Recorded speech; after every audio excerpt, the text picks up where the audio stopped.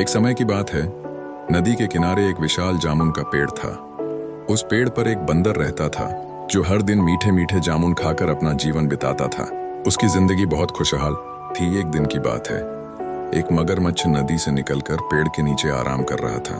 बंदर ने उसे देखा और सोचा, क्यों ना इसे भी कुछ जामुन खिलाए जाए। उसने मगरमच्छ को जामुन दिए, जो खाकर मगरमच्छ बहुत खुश हुआ। धीरे धीरे दोनों में गहरी दोस्ती हो गई।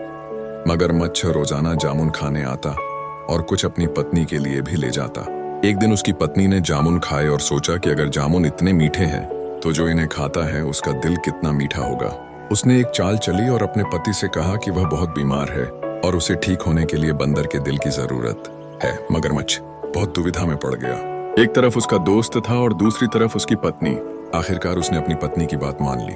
अगले दिन उसने बंदर से कहा कि उसे अपने घर चलने का निमंत्रण देना चाहता है।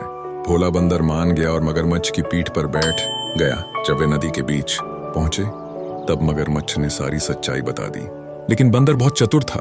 उसने तुरंत एक योजना बनाई और बोला, अरे मैं तो अपना दिल पेड़ पर ही भूल आया, चलो वापस चलते हैं। मूर्ख मगरमच्छ मान गया और वापस किनारे की ओर चल दिया।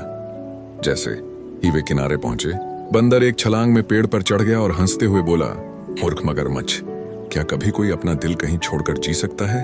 तुमने मेरी दोस्ती का विश्वास तोड़ा है, अब तुम मेरे दोस्त नहीं रहे। इस कहानी से हमें सीख मिलती है कि कभी भी किसी के प्रेम और विश्वास का दुरुपयोग नहीं करना चाहिए।